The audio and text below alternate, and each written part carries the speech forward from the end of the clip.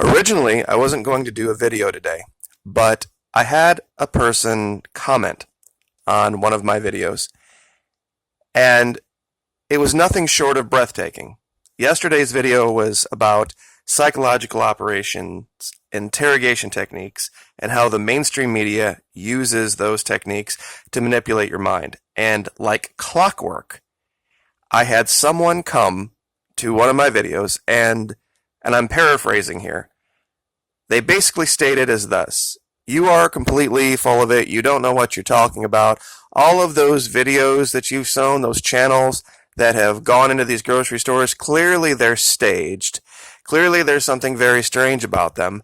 Haven't you seen the pictures on the news? Clearly this country is suffering. Haven't I seen the pictures on the news as evidence for disproving the 6 different channels out there that have gone on the ground in Venezuela, who haven't just provided pictures, they've shown full-length documentary videos from inside Venezuela. Those are to be disbelieved in favor of pictures on the mainstream media news. Never underestimate the power and the reach of psychological operations in the hands of those who know how to use it. Fox is no different than CNN, is no different than MSNBC, any successful major outlet. So just be warned that it still, to this day, works on people, even when they know, and you can show it with video, with their own eyes. They'll still disbelieve it based on their wanting to believe things for an emotional reason. Now, real quick, I'm sure many of you have seen this, that DC has now pretty much abandoned a random guy named Juan. They are going to charge him with the crimes that he deserves to be charged with, and he will more than likely be gotten rid of one way or the other. Perhaps he will flee to the areas down in Miami that we've talked about, Doral and Weston, and operate his little fake make-believe shadow government from there. Don't put that past him. But in today's video, the most important thing we're going to do is listen to this gentleman named Greg Wilpert, and I'm going to be stopping his explanation of the situation in Venezuela a couple of different times to show statistics, charts, and facts that back up exactly what he says in detail. That's the difference between our explanations, our descriptions, and what comes out of DC. DC talks about memes. They talk in generalities. Oh, this always fails. That always fails. They never say specifically how or what the reasons are. Just that they are. And then they show one picture or 2 pictures or 3 pictures cherry-picked from different places around the country as evidence to back up their memes. So, without any further delay, I'm going to let this play normal speed because this is probably the most concise description of the actual economic events of the last 15 years that have led to what you're seeing in Venezuela now. Greg Wilpert in Baltimore. One of the main talking points of the Trump administration and the Venezuelan opposition is that Venezuela is suffering a humanitarian crisis of unprecedented proportions because its economy has collapsed. According to them, the reason for the economic crisis and the emigration from Venezuela lies in the effort to build socialism in Venezuela. But it's a very sad thing. We're not looking for anything other than taking care of a lot of people that are starving and dying in the streets. What's happening there is a disgrace. This was one of the wealthiest countries in the world, and all of a sudden it's it's grief-stricken, poverty-stricken, no food, no water, no air conditioning, no anything. Living us. Okay, did you notice something he said there? All of a sudden?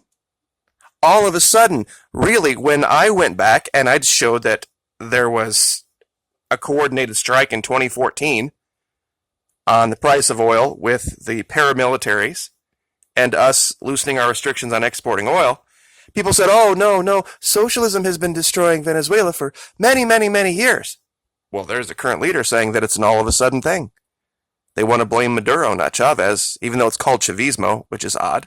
aside the question of whether the situation deserves to be called a humanitarian crisis, something former UN Special Rapporteur Alfred de Zayas has disputed, what is undisputed is that there is an economic crisis in Venezuela.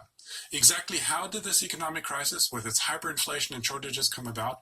Whose fault is it? And is socialism to blame? And can Venezuela get out of this economic crisis? Before we examine Venezuela's economic performance during the Maduro presidency, it makes sense to take a brief look at the time before Maduro took office.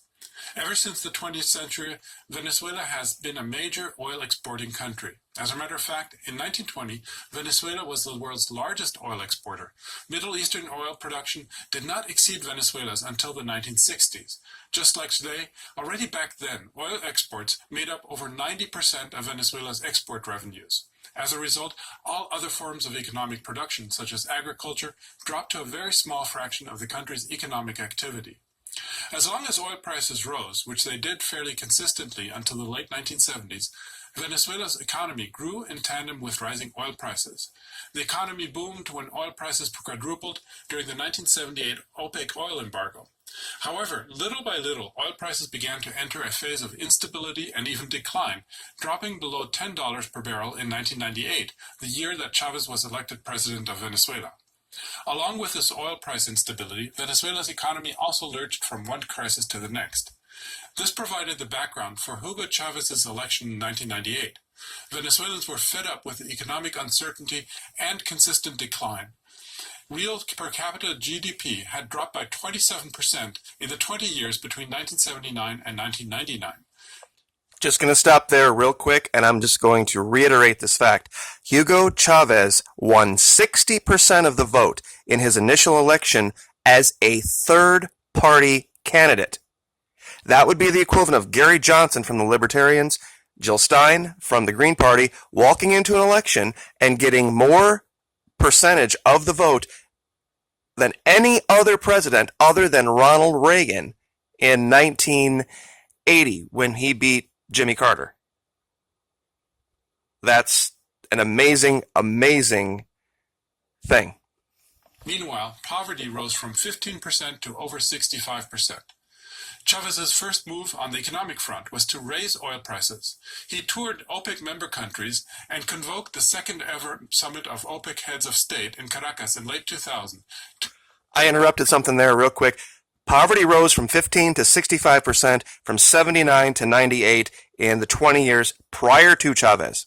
To convince OPEC members to adhere to oil production quotas and raise oil prices.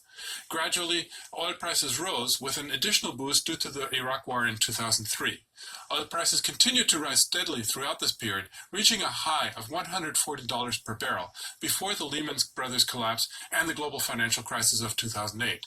Similarly, Venezuela's economy boomed, and per capita GDP rose steadily, increasing by 35%, and poverty dropped by half from 54% to 27% of households between 2003 and 2007.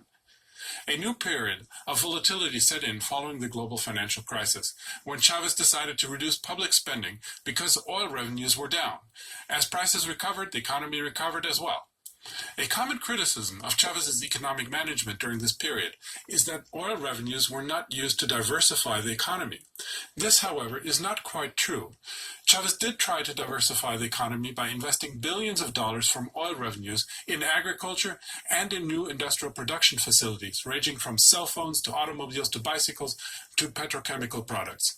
Also, the massive investment in educational programs were aimed at helping to diversify the economy. Ultimately, though, these efforts at diversification failed. They failed for two closely related reasons.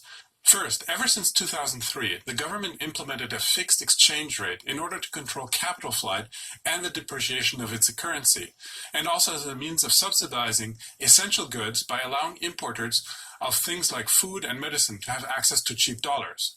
The fixed exchange rate system worked reasonably well as long as there were enough dollars coming into the economy.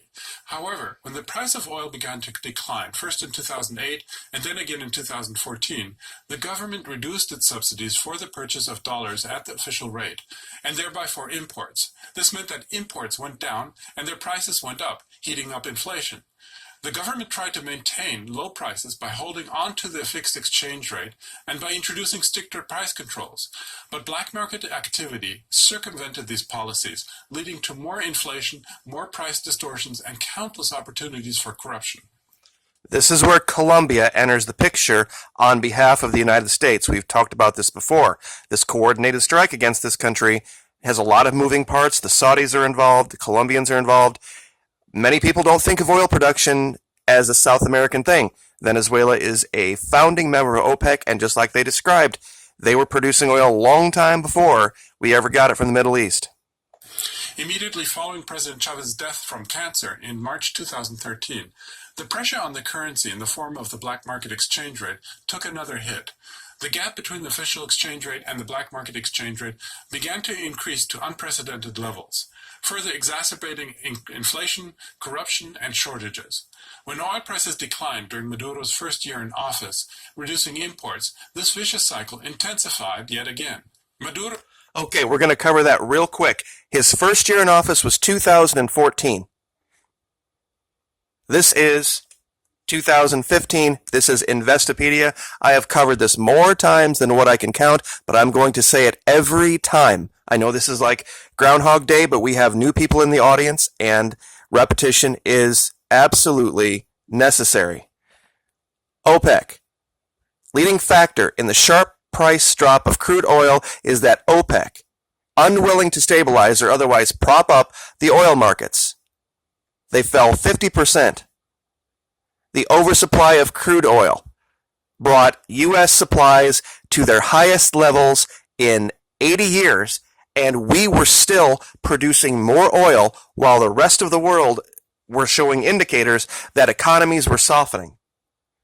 In fact, crude oil imports, and this is from World's Top Exports here, show this. India was down during that time 60% in imports. Japan down 56%. Germany down 52%. We were down by half, largely because we were starting to stand up our own production. Taiwan, though, down 50%. Thailand down almost 50%. The world's economies during that time were slowing. And prior to this, every time economic indicators came out like this, OPEC decided to cut production to firm up the price, meaning less oil on the market, the higher the price goes. So when they decided to put their foot on the floor, the only reason they would have done that was to strike countries like this. Now we're going to continue. Maduro tried to adjust his economic policies periodically by adjusting the official exchange rate slightly, but the gap between the official exchange rate and the black market rate continued to grow, so that a dollar purchased at the official rate eventually cost merely 1/100th of what it cost in the black market. Then, in 2015, President Obama declared Venezuela to be a, quote, unusual and extraordinary threat to the national security of the United States, allowing him to impose targeted sanctions against individual government officials that the U.S. accused of being involved in drug trafficking or corruption. These sanctions, although they were targeted on individuals, began a cascade of financial restrictions on Venezuelan financial transactions and of bank accounts, leading to closings of accounts, making imports and financial transactions increasingly difficult for the government. In August 2017, President Trump drastically intensified the sanctions by prohibiting U.S. institutions and individuals from trading in Venezuelan debt. This made it impossible for Venezuela to restructure its debt and further restricted the government's ability to engage in international trade. It was no coincidence that Venezuela's oil production began to plummet at the same time that the Trump administration sanctions took effect. Venezuela's oil industry depends on crucial replacement parts and on oil derivatives from the U.S., which it could no longer import. As a result, Venezuelan oil production decreased from about 2 million barrels per day to 1.2 million between August 2017 and August 2018. Okay, last chart, real quick. To back that up, these sanctions, when the U.S. cratered and D.C. cratered the price of oil artificially at that time with the help of the Saudis and the help of the UAE, there were lots and lots of countries around the world that had to turn to the IMF and go get loans. However, Venezuela didn't have that ability and had these other countries like Kazakhstan, Mexico, Kuwait, Nigeria not also been able to do that, they would have been experiencing the same catastrophic effects that we saw in Venezuela. If it's evil, terrible, horrible socialism is so bad that it always fails, why did DC have to tip the playing field so badly and restrict their access to markets? The rapid decline in oil revenues from $93.6 billion in 2012 to $30.9 billion in 2018 led to a rapid decline in imports. Imports practically also nosedived from $66 billion in 2012 to $11 billion in 2018. This decline in imports, along with the smuggling of massively subsidized products to neighboring Brazil and Colombia, inevitably meant that there were shortages of food and medicines. By late 2017, shortages and inflation had gotten so bad that hyperinflation set in. Inflation kept rising as a result of the vicious cycle of the ever-growing gap between the official exchange rate and the black market exchange rate, since more and more products were imported without subsidies. Venezuelans were thus forced into a position of spending their money the instant they earned it, so as to make sure that it did not lose any value while they had it on hand. Some economists estimate that revenues that Venezuela lost as a result of the decline in oil production are estimated to have been at least $6 billion per year. In addition, the sanctions have prevented Venezuela from repatriating $1 billion of dividends per year from its US-based oil company Citgo. The Venezuelan government now estimates that the total losses in revenue to the government over the past 4 years due to sanctions amount to at least $30 billion. The lost revenues due to sanctions, the declining price of oil, and the hyperinflation created a perfect economic storm that contributed to a dramatic contraction of Venezuela's economy. By 2017, per capita GDP had declined by 2/3 relative to its level in 2012. The big question at this point that remains is whether Chavez and Maduro could have handled the economy differently so that it would not be in the terrible shape it is in now. This question is difficult to answer, but there are perhaps 3 interrelated macroeconomic issues that Chavez failed to tackle during his presidency. First, as many have argued, Chavez failed to wean Venezuela off of oil. However, as mentioned earlier, this is not for a lack of trying. Chavez invested billions in a wide variety of efforts to increase oil derivatives, manufacturing, and agricultural production. However, what economists call the Dutch disease took hold, whereby domestic currency was overvalued and these new facilities could not compete with far cheaper imports, thus making them uneconomic.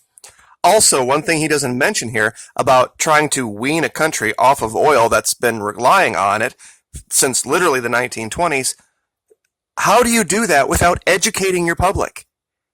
You would need to have education infrastructure so that people knew how to do the things required to create those other industries. This is all they had ever done, and they had done a great job at it and had been our allies in doing it. How do you just magically say, okay, now we're going to export this and now we're going to export that? How do you stand up those industries when you don't have the people? You see, that's something that not even random guy named Juan or those who would take over the government have a plan for.